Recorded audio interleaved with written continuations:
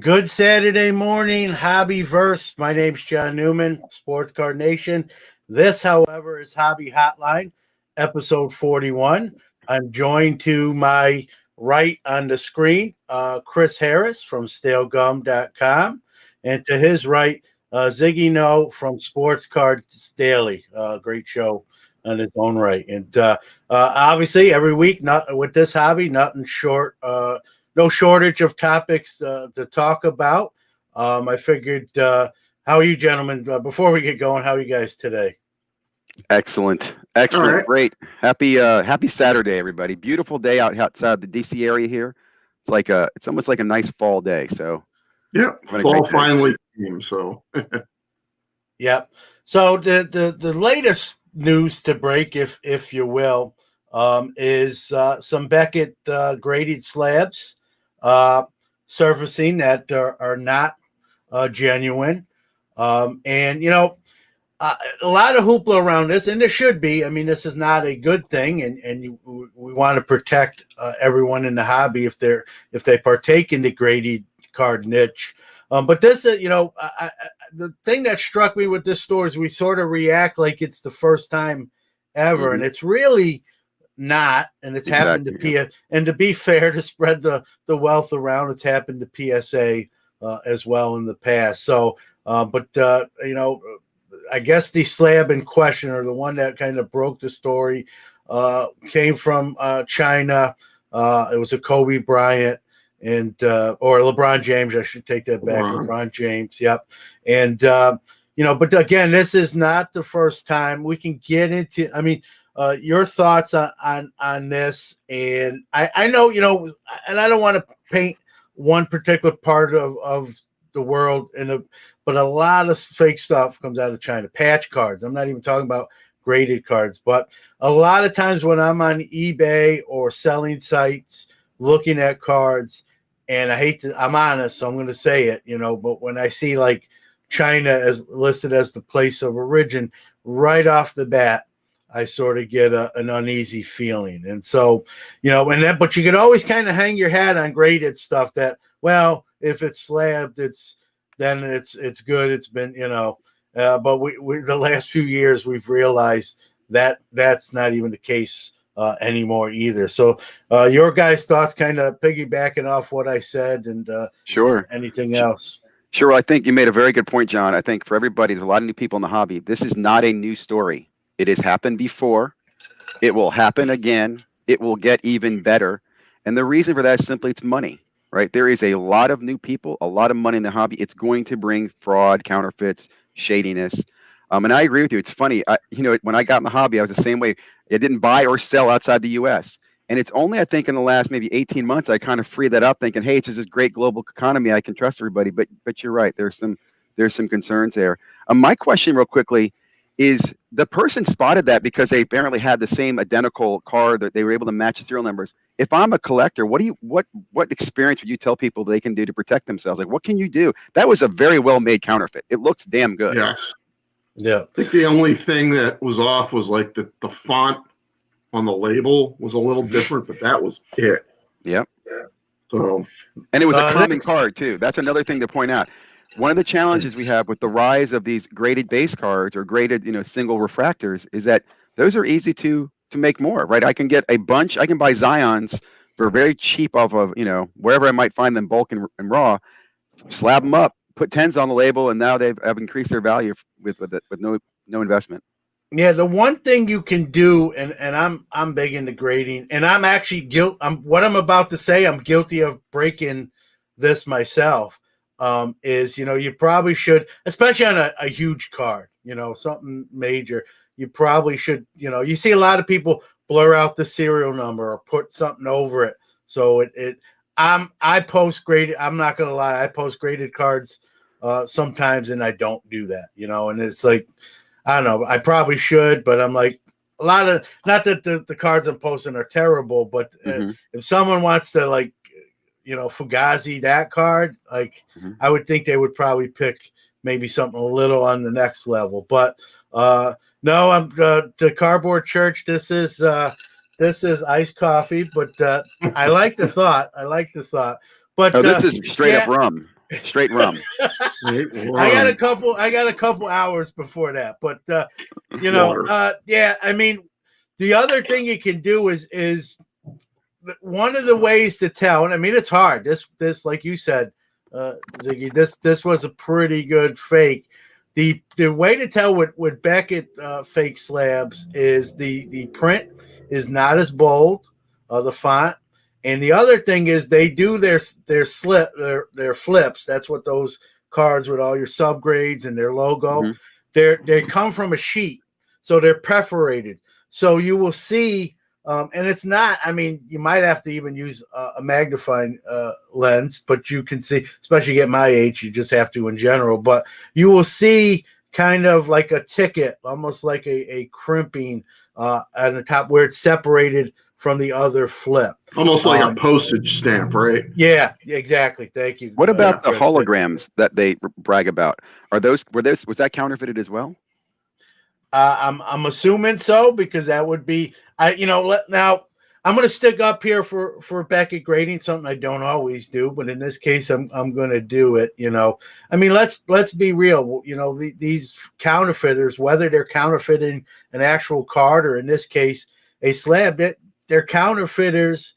And I'm not condoning criminal activity, but they're very good at it, and they get better as technology gets better. So I'll stick up for Beckett a little bit in that it's hard to fully foolproof. But someone wrote, and I don't know if this is true. I read somewhere that they haven't changed any of their anti-counterfeiting since 2001. I that seems a little bit off to me. And let me put it this way. If that is true, 19 years since an anti-counterfeit change, then I won't stick up for Beckett as much as I just did. But I don't know whether that's here nor there. If someone knows more specifics to that. But there's way. I mean, these graded card companies got is one of their things on their list. They've got to tackle this and because it hurts their product. Oh yeah. And let me ask you this. Here's an interesting kind of a crossover. I watch a lot of channels, and I was watching a channel by a guy named Cardi C this week, and he did a great video breaking down the PSA financial report. And he also broke down how PSA was almost under a hostile takeover over the summer. They were getting harassed by investors for lack of innovation. Yeah. Okay. So PSA has made some investments. They have a new board member. They also, interestingly enough, he discovered that PSA has a warranty on their slabs. Now, I'm not going to quote this, but from what I understand, they basically guarantee if their slab comes back and the card grades lower, or it turns out it's trimmed or any altercations, they will cover the difference. They'll insure the difference. I'm wondering now, what does PSA do to protect against counterfeits themselves? I mean, they're a public company. They've got a warranty.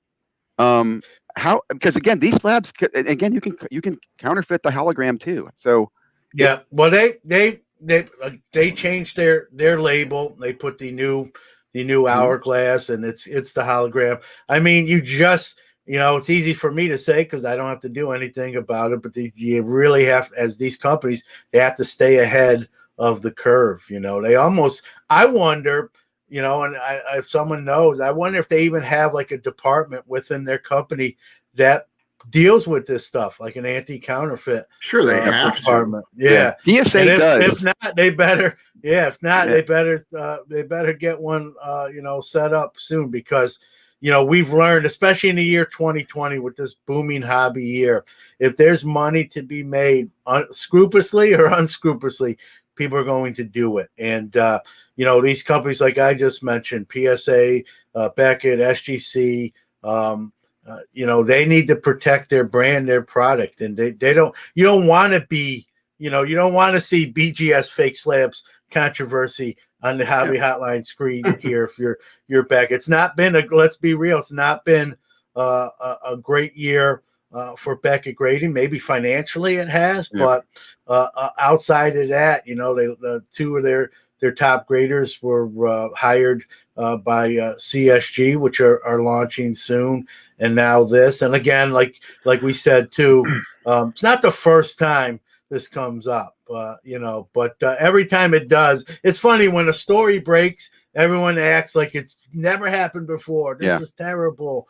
And I hope it never does happen, but I think these companies, it's hard. I'll stick up for them on one side, guys, and then kind of not on the other. It's hard to stay ahead of these counterfeiters, but at the same time, they have to at least try. I'm going to assume they are. But if what I read was and I don't know if that's just someone spouting off, without any facts, but they haven't made a label change other than the subgrade since 2001. If that is actually accurate, then I can't stick up for, that's 19 years worth of not doing a lot of stuff with your label. So one of the interesting things I thought about this was it showed quickly how reactive and self-policing the hobby is, which I think is a very positive thing, right? When that news broke, it was on Instagram, it was on Twitter, it was on Facebook. A lot of people have heard about it.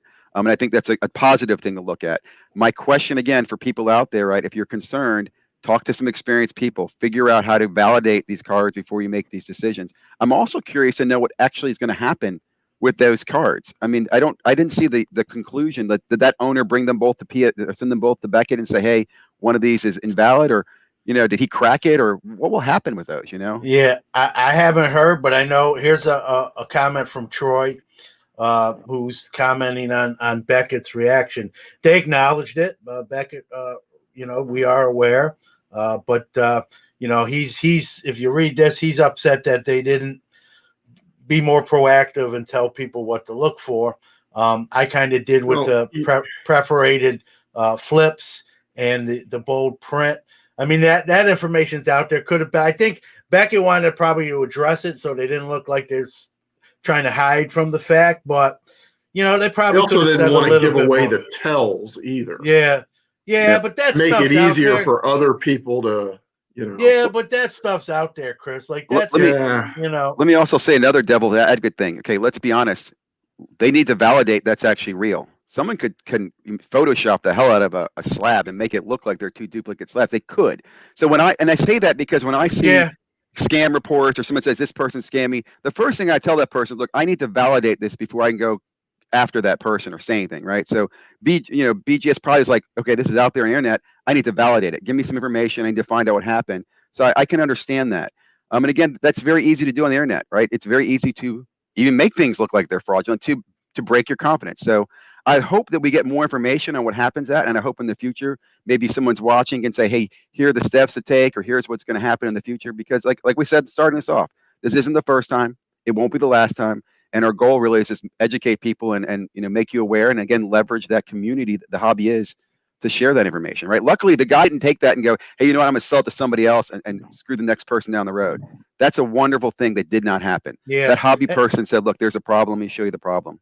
And the other good point you make too, Zig, is that with all the advancement in social media, while there is more people trying to do unscrupulous things, there's also more people trying to warn and educate and alert other people, be wary that this is going on. So little cat and mouse kind of going on, a yin versus yang.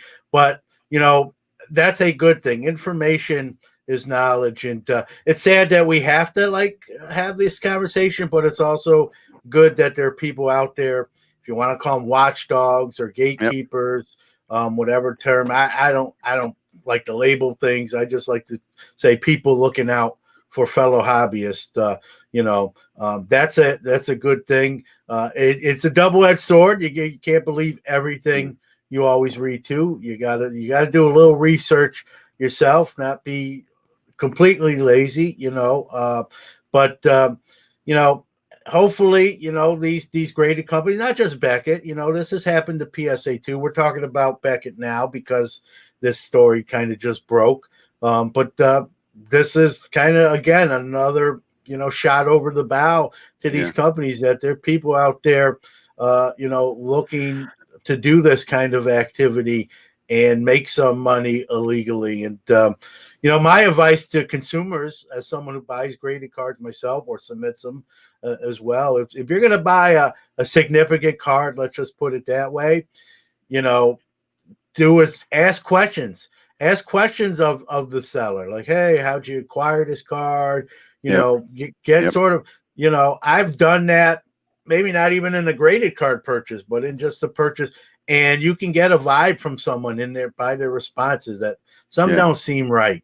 Your instinct, your gut instinct sometimes is your first gut impression sometimes tells the whole story. And there's been a few deals where I got just from an answer I got from that person, it just set alarm bells off in my head, and I didn't do it. And so sometimes before you just hit, PayPal or buy it now or send money, especially on a card of significance or cards of significance, ask the seller questions and get some background and Yep. and that sort of thing.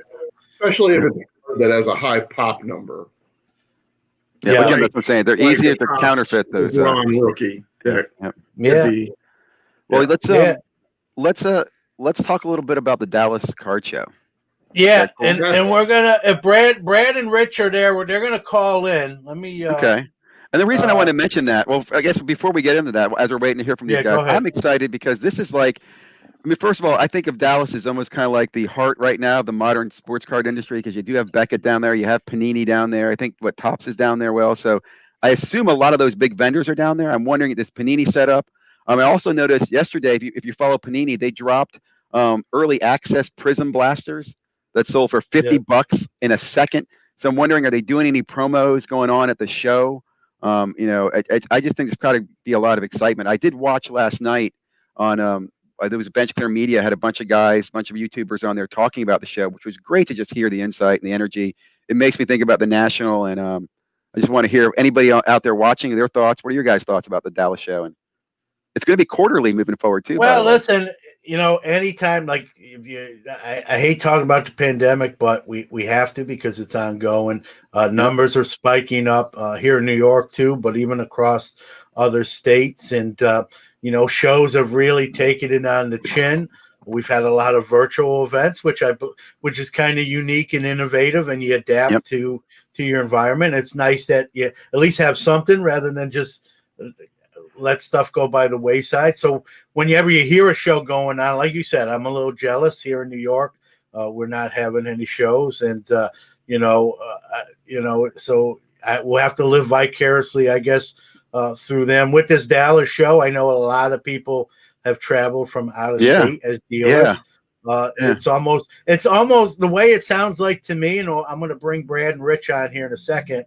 It's almost sounds like to me this has sort of become the national de facto. We didn't have the national in AC. There's not a lot of other shows. The Toronto Expo went virtual and had to cancel the actual event.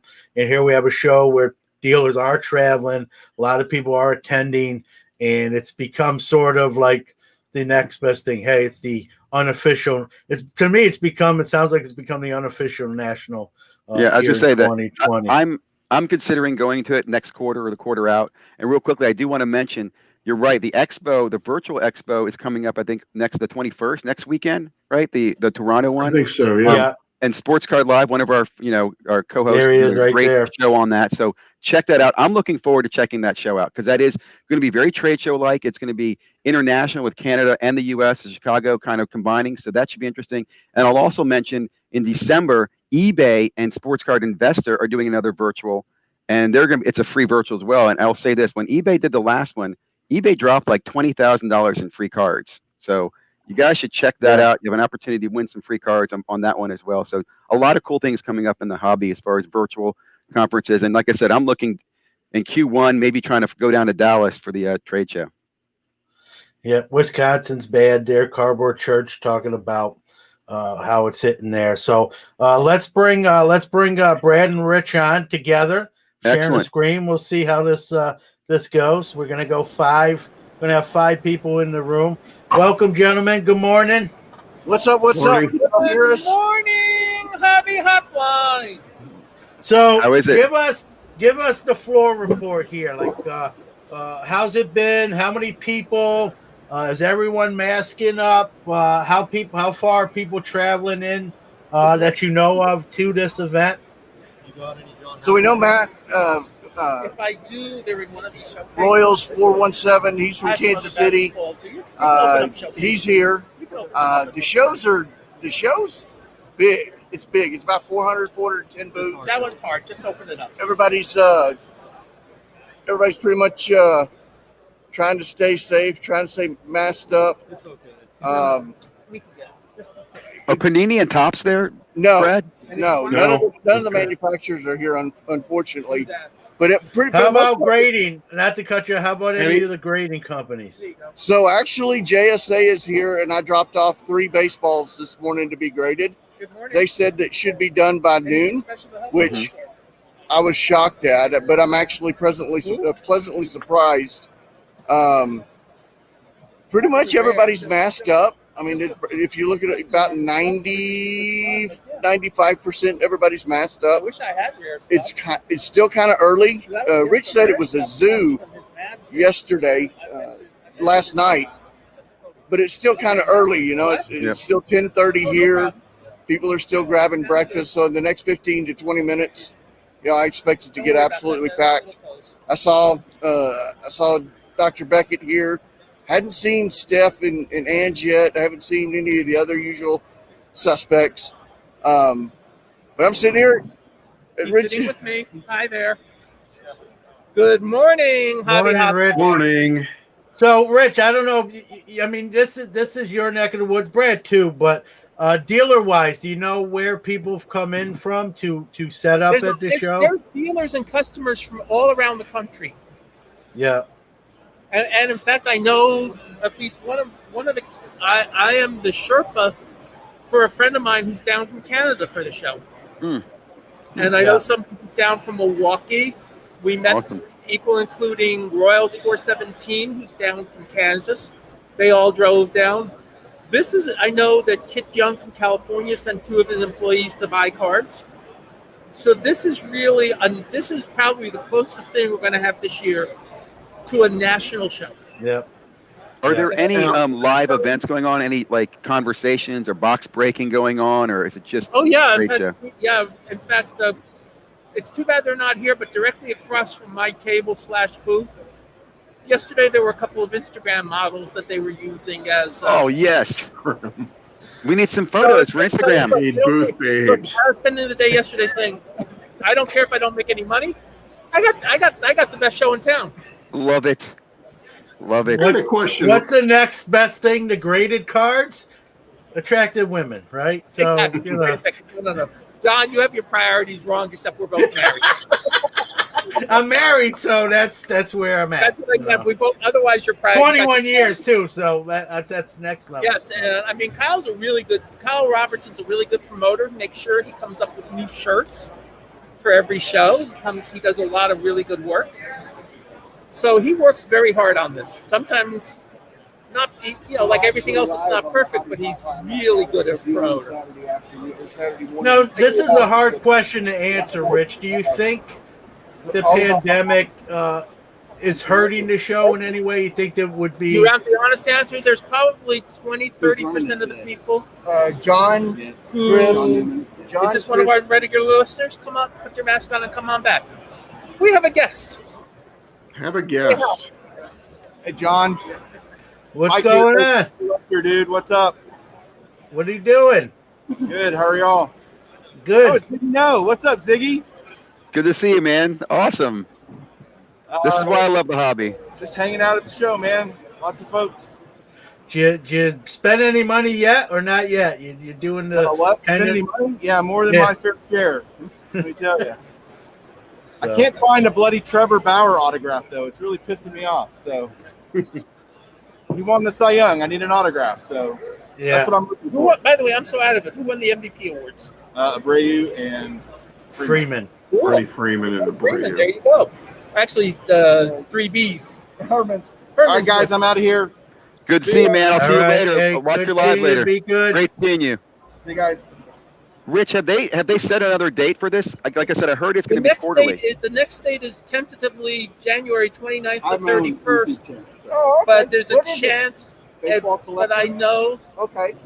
there's a chance. I know somebody who's got good common sense suggested to Kyle if he could push it up 2 weekends to do it before the inauguration of Joe Biden, because because his opinion was there's a good chance there'll be a shutdown, and you want to get the show in before the next shutdown. Yeah. And I'm not trying to be political here, so I want you to. I totally understand. I totally understand. Please let us know the dates of that. Let's share that later on Hobby Hotline. Not just for January, but I assume spring as well. The dates, but somebody suggested, and it's a good idea to push up the show before the Biden inauguration. The Shore Griffey. You got that? Before anybody has a chance to declare a national. Wait a minute. The election. I'm hearing the election's not over yet officially. So. Yeah. Well, yeah. Let's just say it's over. We'll leave it. It's over. So that's good. I think January would be great. And again, I just like the fact that they're considering doing these quarterly. I really applaud that. And I really hope that other people watching will be involved. And so I think we'll be fine. As I said, but I like that suggestion. So let's say tentatively the 29th to 31st, but it might change for 2 weekends earlier than that. That's awesome. Again, January, that's nice to think about for everybody out there. Is that January, there's likely a Dallas conference that was a great way, in my opinion, to kick off 2021. You'll have new basketball, baseball, hockey. I know. We'll all be in season. We'll actually have a basketball and a football. So we'll still be in football, and basketball and hockey will be back going. So it's a good time to get back into it. So, Rich, I'm a show dealer. You're a show dealer. I had you on the show recently. We talked about some of those dealer type stories. What have you done differently setting up during the pandemic that maybe you would have not done? Actually, in my case, absolutely nothing different. Really? Yeah. Basically, the only thing I do different, if somebody comes to my table is not wearing a mask, I ask them to put on a mask. Yeah. If they're going to stay for a while. Other than that, every card I sell has at the very least a soft plastic on it, if not a soft plastic and semi-rigid. Yeah. So every card has a protection, so that even if the next person handles it, there's a good chance.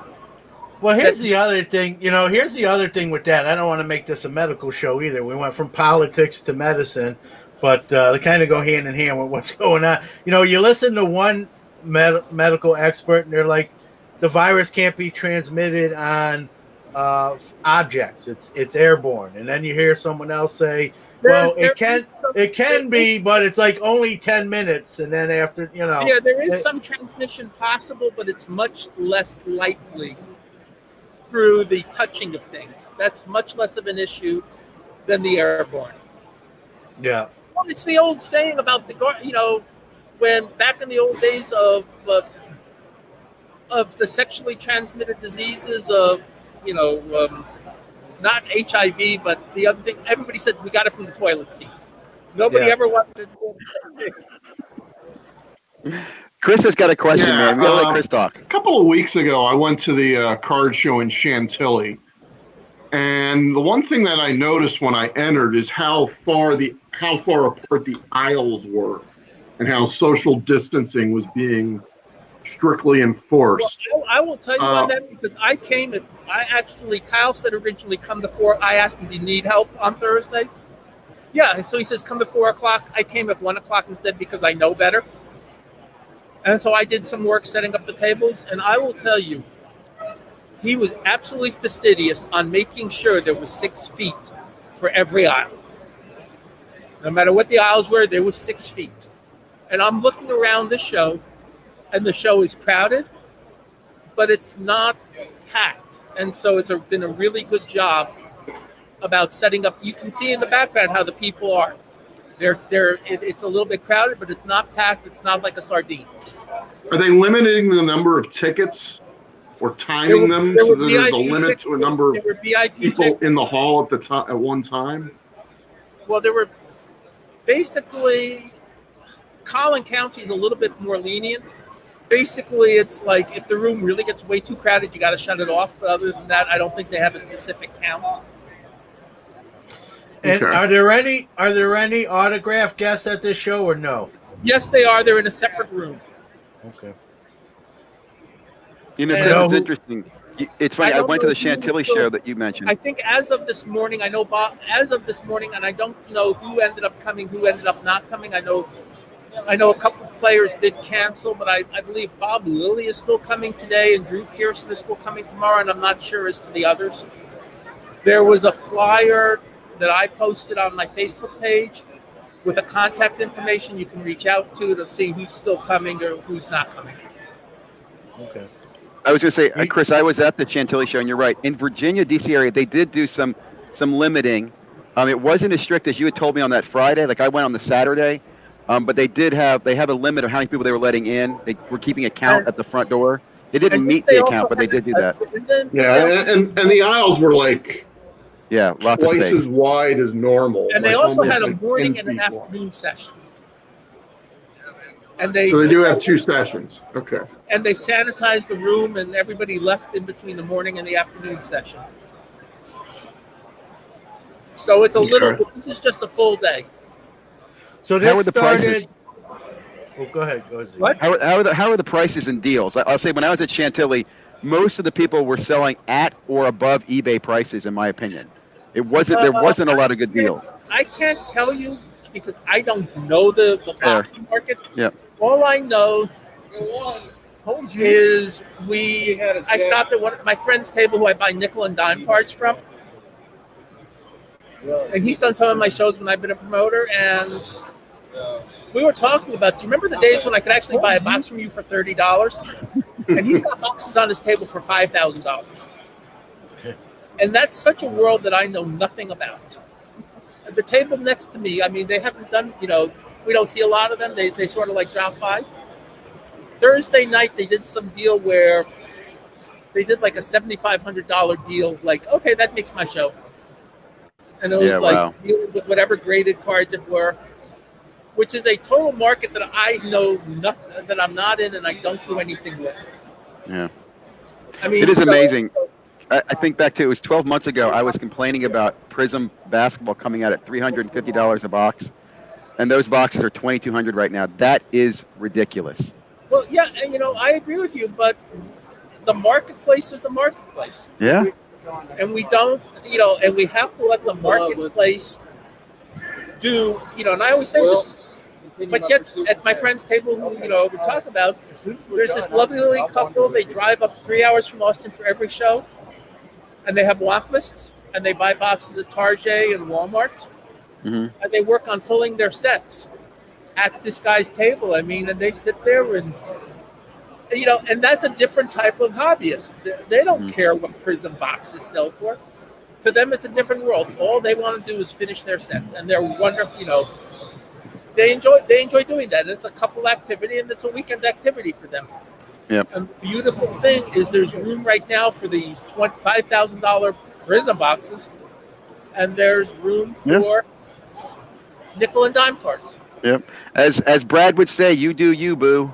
You do you. There you go, John. Speaking of wax, I've anyone that, if you listen to my show, I used to open quite a bit. I opened quite a bit, probably 80% less. It's generally a losing proposition. But right now, whether you like me for saying this or don't like me for saying that, that's going to be your issue. Is I've proposition. Yeah, opening. But what I've done is buy the wax, like Ziggy points out. You buy it when it comes out, and you let it marinate. And not every case. I mean, there's no surefire scenario, but probably 80% of wax of this year, especially, has went up in value. So if you can purchase it and then wait a little bit and have that patience, I've sold a lot of stuff like that. All the online exclusives from Montgomery Club, same deal. From the finest flashbacks to the sapphires and all that stuff. Just not to interrupt. Visiting us right now, Royals 417. Royals, good to see you. Great to see you, man. Glad to be here. Nice trip down to Kansas. We're jealous. We're jealous of you that you can attend the show. What was that? They're jealous. I said we're jealous. I just picked up. I got a a 56 Ted Williams that I just picked up. I got one more left to finish the set, and that's the Jackie Robinson. So Congrats, man. That's awesome. I'd like to help you, but I don't have that one. That's awesome. So hopefully I can finish that up today and put a 10-year project to bed. So now you right? You travel to the show. Okay, yep. Hobby Hotline people, meet Kyle Robertson, the promoter of the show. Hey, Kyle. Hey, congratulations on putting the event on. I mean, that's the first thing. I mean, Kyle, I'll ask you, and then I'll let other people. You didn't know you were doing an interview today, apparently. So here it goes. But, I did. I would have dressed up a little bit more. That's okay. This is my nicest Dallas Card Show T-shirt, though. Okay. Yeah. Lucky shirt. As a promoter, how kind of describe maybe the degree of difficulty that goes up doing this during the pandemic? How much more? It obviously is more difficult, but from an insider's perspective, kind of speak to that. So as far as we're lucky, of course. Like I say, the state that we're in, we're in Texas, so it's we did have some issues the first time we had it. Okay, that was June. So we had one in June, and we ran through a few obstacles, and we were able to clear those. And like I think if other promoters would actually go through the proper channels in other states, they would probably have a little more success. Having shows around. I mean, I see some more shows that are coming up. So yeah, that's I think the channels are there, and hopefully all this is soon, or hopefully all this is over soon. So we won't have that issue anymore. What's your plan for 2021? We hear you're going to be doing this on a quarterly basis. Can we expect 4 of these in 2021? Yeah. So we have 5 planned right now. The first one will be January 29th through 31st. Okay. Mm-hmm. That would be more than we normally plan in a normal year. But like I say, we want to give the nation a place to go to get together for shows. And hopefully Texas is a pretty good place for a center port. Mm-hmm. But yeah, we have 5 of them planned. We'll have one in April, and then we'll have one the month before, I guess, June, and then we'll have one September, and then in November. That's our plan. Awesome. Let us know how we can help promote that, because I definitely would want to be there in the future, and I'm excited and support you guys and all you're doing. So thank you very much. Appreciate it. I appreciate you guys getting the word out there and letting everybody know. And come by and visit me, Kyle. Absolutely. Okay. Absolutely. Appreciate you. Thanks. Stay healthy. Bye, guys. Bye. Go do your promoting. That's awesome. Yeah, I love, as someone who's done shows for 30 years, I love getting the opportunity to ask them how that was and how difficult. It's got to be difficult. I've promoted only a few, but I've promoted a couple shows. It's hard to do without what's going on. So I know that for my synagogue, we ran into, I prepared like a 17-point document. But we ran into the biggest stumbling block we ran into internally was that this room is well ventilated. They were concerned about the ventilation in the room. And that caused and so that was an issue internally. If someone shows up at the show to pay their admission, but they don't have a mask, are there masks available there? There are masks available. Okay. And sanitizer, I'm sure there's. And most people are being compliant with it every once in a while, and it's hard. We had somebody stopping at my table, and if sitting down, I have no trouble with wearing a mask and looking at cards. Standing up, it can be tricky. Yeah, I mean, if you wear, I don't need glasses. Mine aren't super powerful, but they'll fog up your glasses. It gets hot underneath that after a while. Everyone knows this. Sometimes even at work, I'll go in the hallway and just get some real fresh air coming in there. It's it's not ideal. I mean, I like Kyle said, hopefully we at some point we can do this without all these precautions. But, I think, and I know that this isn't Kyle, but there was a postcard show a couple weeks ago in Dallas, and it's actually held at the hotel I used to run my shows in, and so I know the promoter fairly well. And he told Yep. me to do the show, he had to do a COVID-19 plan. And as Kyle said, he had to get the stuff all approved by the proper authorities. Yeah.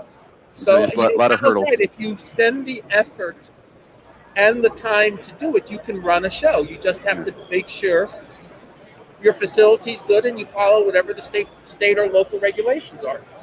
Yeah. I think you're going to see a lot of shows, in my opinion. If things turn around, like I hope they will in 21, I think you're going to see a lot of regional shows in lots of different areas, which I think is exciting. Really is. Yeah. You'll see more of them back at your malls that you used to see back, in the day. So I think you're exciting time. absolutely right. And piggybacking off what Ziggy just said, even with the National 2021 in Chicago, I like to think by July, August, we're, even if we're still dealing with it, it's maybe on the lower end of the spectrum where that show can still go on, even if it's, hey, we got to mask up, but we're having the national. We're not scientists, but the news is reasonably good on vaccines and treatments. Mm-hmm. Yes. If we get to that point where the news continues to be good, then I think we'll have a national without any issues. Yeah. Or minor issues. Yeah. Well, let's cross our fingers and hope that's the case, because I'm a card show guy. I'm a card show guy. I'm not a mail order guy. Yeah. Card shows for me are where it's at. Yeah, people. There's just something about a card show that's different than, buying it off of eBay or even going to a card shop. Yep. Yeah. Well, it's more like of a social experience. Yeah, exactly. We have these guys down from Kansas, and you saw, one of the guys just bought a 75 Aaron from me, and the card was creased, and we came to a price that met. But that's the type of card, if you try to sell it online, you're going to run into all sorts of trouble. He got to see the crease, he got to see the condition, he knew it wasn't mint, he knew that, and he said, I'm happy with the price. And that's the type of thing that a card show is better for than online. Yeah. What's I know any buzz from the people in attendance? Like, what's the big topic of discussion? What are people talking about at the show? Is there? Well, I'm so much in my own little world. I don't know. Maybe Brad, who's probably been following things a little Someone more also, than I may know. someone also asked, any celebrities down there? Any Gary Vee sighting or any big names or anybody in the Dallas area? No. Not yet, but I was listening to. Not yet, but I was listening to a couple of podcasts on the way down, and you know what? I would actually be shocked if one of them didn't show up. I think one of them is here, because we saw a Pokemon box. One of my friends told me he saw Pokemon boxes for hundreds of thousands of dollars. Wow. So I suspect somebody's here. Let me just, it's a separate topic. Anybody a fan of that Topps X Koki set that dropped? Wave 1 of 4? I wouldn't even know what that is if it fell I saw, yeah. It's basically another social media, open it up and take a look. celebrity, Steve Aoki, I believe it is doing a box. What I thought was really cool about it, or interesting, is the relic is concert-worn jeans. There you go. Well, and then I joked on my social media, I'm waiting for the Topps collab with Betty White while she's still here. I know. I would totally buy forward that. to That's a great idea, actually. That is a phenomenal idea. They could have. I said they could do like our- a Golden Guys subset where That guys is who a won gold genius. gloves. Yeah, call it the vintage box with Betty White. Yeah. Oh my goodness, what's cooking with Betty White? Man, you should be in Topps marketing. I'm available, Topps. Topps, if you're I'm listening, not really, but if you pay me enough, I'll quit my real job. That's how you go mainstream. I absolutely love that. I thought the Aoki thing was interesting, and I'll say I even bought 2 boxes because, hey, why not? They're cheaper than most stuff is. It's $24 a box. But I was thinking to myself, this is really interesting. Like, well, is this going to take off? Because the Ben Baller boxes did. Series So cards, and Chris just was like, Betty, there's a series on Betty White. no, we said there should be. No. If Betty White did it. Well, where we're talking about Betty White has TV going back 70 years. Yeah, I mean, that's the history of television. We should have a Betty White set. I absolutely agree. Someone get to Betty White's agent and see if she'll do a card signing. Yeah. I'm with You you. know? Good idea. But she's 'Cause gonna you're right. out. Plus, Make that she's happen, gonna out. John. She's gonna. I wish I could. She's gonna outlive all of us anyway. So we got some time. Shit, she could do a story probably telling you about how she dated baseball players back in the, over the decades. She's like, you want to talk about the card? Yeah, I saw a picture of her in a base, like a league of their own, kind of girls baseball. I don't know the context of it. I'm gonna leave you with a quick story. Do you know how hot sports cards are right now? No. Sean down from Canada and I, we stopped at McDonald's for breakfast on the way to the show. And we're both wearing, he's got a VIP pass, I have my vendor pass, we're wearing them because it's easier. Guy behind the counter says, what time is your show today? So we told him where it was. He says, I get off at 3, I'll see you then. That's cool. Hey, Patrick. How are you? Good. Come. Yeah, this has been the biggest, I said it, it's been the biggest my show. old friend Patrick Greeno, sorry. That's okay. Look, He's got his head cut off. Tell him not to. That's okay. Patrick has his own podcast or webcast. He's Ratty Cards. Okay. Rally cards? Is that right? Rally cards. We'll check you out, man. Yeah. Thanks for stopping by. He's been doing it for years, longer than most of us. 1 decade. Awesome, man. Awesome. Yeah, so he's a veteran. So he stopped in. He just moved to Texas from where you were, California or Arizona? New Mexico. New Mexico. Awesome. I'm Sure, really it's okay. okay. All right, I'm going to leave you with Brad. I need to talk to Patrick for a second. No All problem, right, man. go ahead. All right. So, Yes, Brad, so I asked Rich. He said to ask you. So, what's the hobby buzz on the show for? What are people talking about? I just got here. I got here. I said hi to Dr. You're Beckett. terrible. You're a terrible correspondent. You're like the Eric. Here, You're dude. like the Eric Dickerson of Monday Night Football. Hey, Well- Al, whoever scores more points is going to win this game. Back to you. Thank you. Yeah. Whoever has the ball last is going to win. That's it. So, I'll ask you. So you just got there. What's your plans for today? What are you looking for? What's your itinerary? Well, I've seen. I mean, So that's There you go. Rich Klein's boxes. So I'm going to be digging through those. I'm going to be passing out a bunch of cards. I'm going to be setting up a bunch of interviews for the podcast, shaking hands, kissing babies. If there's anything that I'm looking for, it's probably going to be either Pete Alonso or Jared Killenix. But that's it. I mean, Alonso and Killenix, at least right now. And I tell you what, if the internet girls show up here in the next 10 minutes, internet I'll make girls. sure that I flip The Instagram girls. flip it. It's the internet girls. Well, please do flip it. There's a question in the chat from Personal Finance Dad, another channel I love to follow. He says he's going to a show in Greensboro. I think that's North Carolina next weekend. But he asked, do pro athletes typically sign autos during the national or like they did decades ago? Answer is yes, right? I mean, there's a lot of athletes, and there's even athletes, Dustin, at the show in Dallas this week, right? There's a few athletes down there. Although I hate to say this, I don't understand who wants Bob Lilly autographs. Dude, what? They're so cheap. You can buy them my online. God. Like, are you really going to go wait in line?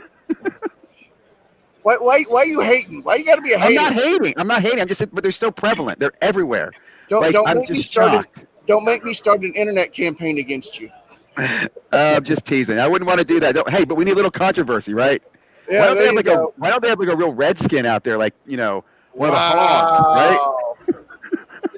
Derek, this is why I got the shirt. We're doing a Oh, live. what happened? right? Oh, I think we lost our host for a minute. You're fine. You look wonderful. You're better looking than I am. Oh, come on. You're absolutely better looking than us. How you doing, Drew? Drew just stopped in to say hi. Hope you had a good game this morning with your son, I think it was, right? We have. As people So, stop Drew, by, look for Personal Finance Dad. Dustin, hook up with Drew at the Greensboro show. You guys should definitely connect. I'm hoping you watch Greensboro their next channel. week? That's what he said, Greensboro, North Carolina. Is that the one at the Coliseum in the basement? So I might go to How far is that?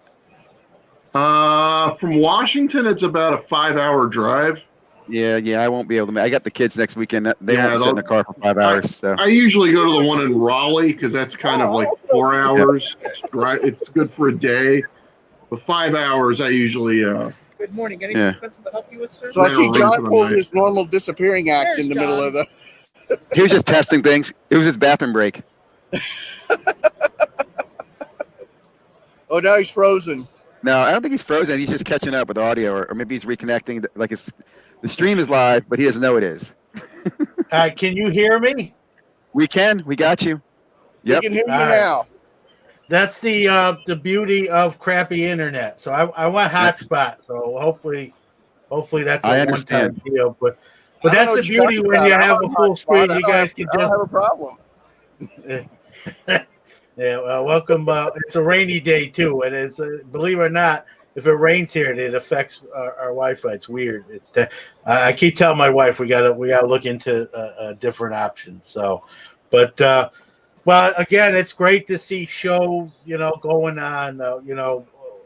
That's the beauty of our country is we kind of pick ourselves up by the bootstraps and try to keep going, and hobby as well, and you know hopefully like Kyle was saying, we kind of get on the other side of this with the vaccine too. You mentioned, Rich, we're starting to hear they're closer than ever with that, and there's a lot. I mean, based off of 2020, 2021 is going to be a huge important year for the hobby, and I hope we get to do all that stuff in person. And I was planning to go to Vegas for the industry summit.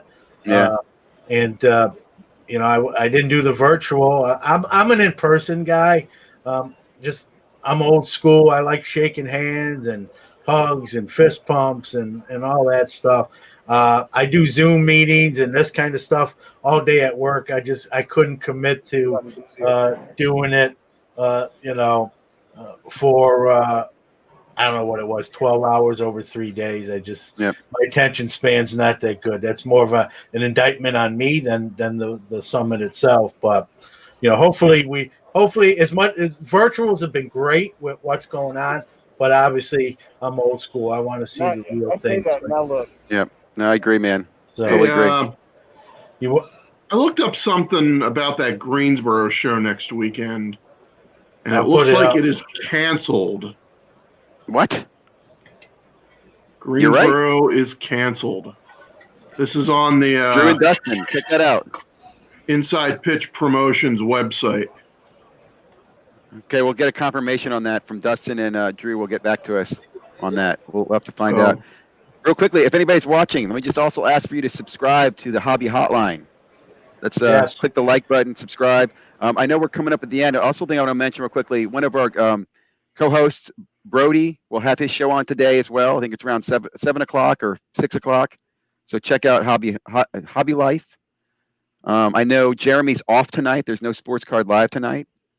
I don't know about you gentlemen, but if you guys have shows this weekend, but I'm hoping everybody, support the community, support the content providers, and again, support Hobby Hotline. Yeah, I'm going to do this is for Hobby Hotline. Probably next month, I'm going to do a Zion Williamson jersey giveaway. Let me just step off to the side here. So very nice. Dustin, we'd love to have you join Hobby Hotline sometime. Dial in sometime, man. Yeah. And I hope you saw the notice there on the Greensboro show. I saw your comment there. We're gonna do some giveaways, and I do giveaways on all my shows. It's just I like giving back free sweat. Oh, Brody's off this week. Brody's off this week, guys. Another benefit of being sponsored. I know people, some people don't like that. I particularly do. It allows me to pay it forward and thank people for being part of the community, giving us some time and here in Hobby Hotline. So, like Ziggy just said, follow us. We got a few minutes. We sometimes go long when I host. I know. We won't go as long as last time we went an hour, I think, in 30. But one more topic I definitely want to address, even if it's briefly, is this week with the Montgomery Club membership snafu, if you will, with Topps. A bunch of people who didn't renew got in. The ones who, like myself, who were previous members that were promised first crack, didn't initially. Topps then sent out links the following day, which I got in. So I guess my question, anyone out there too, if you want to comment or come on real briefly and talk about if you were one of the people who didn't have an existing membership but use that link, you didn't do nothing wrong if you read it and say, hey, I'm going to sign up. Did you get to keep that membership, or was it rescinded? And so I'm hearing both sides. I'm hearing people said that their money was refunded. I'm hearing others that said I still got it. And so, if they still let those folks keep it, that this it was rumored that Montgomery Club was between 1,000 and 2,000 people that had a membership. And so I posted on my social media, Ziggy and Chris, asking just a poll, like, what do we think it is now? And the three choices were 1 to 2K, 5 to 10, or 10 and over. And it's got like an hour left, but when I checked the results or what people thought, it was literally 45% think it's still 1 to 2K, 45% think it's over 10K, and then the other 10% was the 2 to 5. And so, I don't know, how much you're following it, but your thoughts. Where I think it's probably somewhere in between. I think we're well past now 1 to 2K. Well, I would assume it doubled, because I assume that they probably assumed that the original people would all renew. So if there was 1,000, they probably had a cutoff on the original to renew to 1,000, and then when they made the snafu, they had to go back and allow those people to come in. So I'm going to assume they probably still kept it to some exclusive level. What I'm disappointed on, and again, I'll be honest, I don't even blame Topps. Okay, that's a programming error. They made a link that didn't have a limit on the back. They shouldn't have put it out that way. But for somebody who wanted to get in that, like I wanted to get in it this year, I never even had a Windows chance or an opportunity to get in it. And I look back, and again, I don't want to knock Topps, because I appreciate what they're doing with it, providing on-demand products. I think they're doing better than Panini is. But I think what they could have done is look at, what is your purchase history? For example, I've dropped a lot of money on Project 2020 this year. I'm a collector of that project. I have a lot of points. It would have been nice to say, hey, we saw you spent this much money. We're going to give these people access to the Montgomery Club. So I hope they make changes in the future. I'll also let you know this. I heard Panini, VP of talking about it, the Montgomery Club, and he hinted that Panini might do something similar in the future. And I'm wondering, are these good or bad to have these little exclusive club things?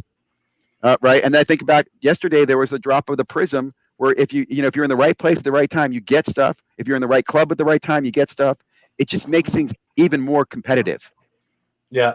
Well, you see, Joe, he commented, Joe Light, he actually got his money rescinded, and I like Joe. I hope he gets a Montgomery membership. He's a good guy, but probably I guess Topps is trying to fix their snafu and keep that membership down to a reasonable level where it has some meaning. And that. We all know this in this room. That's what companies do. They kind of take money. Go ahead, Chris. On the other hand, do we really want the hobby to be a gated community almost? Yeah. Where you have a club where you only have 1,000, 2,000, 2,500 members, and the rest of us can just. Well, that's what allocation is in distribution, right? It is a club. I don't want to see the whole hobby just become that, like factions, almost like The Walking Dead and groups. Hey, I'm in the Whisperers, but I do like that there is, and Ziggy makes a great point. Topps could probably do a better job. Hey, taking care of people who support them. Hey, you're not in the club, but you do a lot of business with us. We've noticed you got a lot of points. We're just going to comp you a membership for this year. Maybe not comp, but there was a question. Hey, here's an earlier link. Here's a little bit earlier link, so you can probably get one. Because I would be mad if I'm Ziggy. Like they open it up, right, and then some guy doesn't buy any Top stuff, but just gets in, right? I mean, I'd be rubbed the wrong way. That is the way it is. Real quickly, there was a question about the Topps fine prints that were out this week as well, which I thought were interesting. They're not selling out. And I will just say, if I think it was 1977 cloth, check out CRT Sports Cards. He does the Project 2020 show every day, and he actually breaks down his opinion of the prints and why they're not selling well. But I don't know if you guys saw that, but now Topps is trying to sell the actual artist prints limited edition for I think like $500 and $1,000 from Project 2020, and that's not going over very well. No, and I that's the thing. I saw that. I think the print runs of 20 or like you said, $1,000, and they've done prints before, not on Project 2020, but on like cards. I think just about every Topps card released. Were they that expensive? Were they that much? No, not that. I think they bumped it up a little, being Project 2020. I don't know if that, Topps may not agree with me, obviously, if they're producing the product. I don't know if that translates. Like, I'm in the cards. I'm not, I'm not looking to buy a print. I don't even have room on my walls at this point in this room. But it's funny you say that. I thought the same thing, John. I thought that was a good example that we talk about this merger between sports cards and art. That's where I draw the line. I'm a sports card artist if it's a sports card, but I'm not going to go spend $500 for a picture to put on my wall. Just not going to do it. It's no interest in me. And besides, if you already have the card, why do you need the art? Yeah. I think, unless that's a product that's designed, what do you think it is? Unless that's a product that's designed for those people from the art world that kind of bought some of these cards of their favorite artists, and they're like, hey, now you can have on your wall, along with your regular Blake James real art print, you can have the, his Mike Trout card, Well, it's funny you say that, because Cloth just mentioned another thing. So they dropped these, I think, on Tuesday, and then a few days later they dropped that they would have random, I think, frame colors to try to add a parallel version to the print. Right? Originally, just you could buy the print for $500, and then they threw in these, hey, you could get a 1-of-1 print, which I think again is just so gimmicky, Yeah. Well, maybe the initial sales were bad. Yeah. Oh. Maybe the initial sales didn't come in like they expected. Like, what do we do here? We got this stuff. We got to move. Like, it's going to collect dust in our warehouse or vault. So maybe that's a reaction to that. And I think that in a way this is a good thing, because it kind of shows not everything is a hit or has to be. And so then you appreciate the stuff that was successful. If everything was successful 100% across the board, I'd be a little more nervous, when you hear people talk about a crash or a correction. I'd be a little bit more nervous if literally everything was just writing a blank check. The fact that that's not shows there are people like making conscious decisions and not just throwing money up in the air. And exactly. When I saw that release that they were doing that, I said to myself, like, number one, I didn't have an interest, and I said to myself, I don't know how big or not big that's going to be, but I don't think it's going to be. And now I just found out what you mentioned about the parallel versions now. So I think that's a gut reaction to, like, hey, the initial sales were not great. What do we do here? And I guess that's the easy answer in sports card world. Let's just put a border around it or a stamp on it and make it more limited and maybe more attractive. Put a bird on it. It's art. Yeah. So put a frame around it. It's valuable. Yeah. And that's I've said this on my show. That's the beauty of the hobby. You just don't know what's next. Even if you don't like something, just the anticipation. What innovation's next? What's around the corner? You never know, and we'll have to see. Yep. So, guys, we're at 105. Well, great. It was great seeing the guys come in from Dallas and give us a little live report from the floor there. It's good to see business still happening in person, which is a big thing I'm a fan of. And hopefully we're but it's nice we get to do this stuff too. Virtually as well. So with that being said, episode 41, we're going to probably put a bow tie. Mention one last thing. Chris. Yeah. Upper Deck possibly getting the All Elite Wrestling license.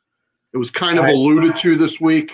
I heard that. On Being the Elite, which is the Young Bucks' kind of behind the scenes show. Yep. They were all signing stickers that are kind of consistent with Upper what Deck. you see athletes signing stickers. And Matt Jackson kind of said, we're going to have an announcement in a couple of weeks about this, but we probably shouldn't be mentioning this right now. And there's a bunch of of the AEW wrestlers signing sticker sheets. And if you look really, really closely at the stickers, they have like the holographic A that's consistent with Upper Deck's brand of sticker autographs. So maybe the cat's out of the bag. Looks like Upper Deck's getting into the wrestling business. I like it. Upper Deck great. to me, AEW is awesome. We talk about customer service. Upper Deck to me does it right, and so to see them get to do another sport beside hockey, wrestling cards. Let's have, just like a lot of other things in the year 2020, wrestling cards have boomed exponentially as well. And AEW, they have a very rabid fan base. Yes, probably they do. More than WWE. So I agree. This was a smart play by Upper Deck. Could be interesting. Sounds like they're going to have a hit on their hands as well with that. So we'll have to see if that's actually what it is. Sounds that way. And if Upper Deck gets mad that their news broke early, they can blame blame Matt Jackson and Chris. Mr. And Jackson. Follow Hotline. So, all right, guys. Well, man, Thanks, was fun. Nice. Thanks, Brad and Rich. Thanks for having some of the other guys come in and chat with us and shed some light on current times and current shows and the landscape of the hobby. I'm always interested in that. I know you guys are too. So we'll see you in a week. Again, like Ziggy said, follow us on Twitter, YouTube. We're going to have some giveaways coming down the line here. And so and Scalegum and baseballcardpedia.com. There you go. Guys. I'll get my shit in. All right. Talk to you later. Have a great weekend. Stay healthy. And always be collecting.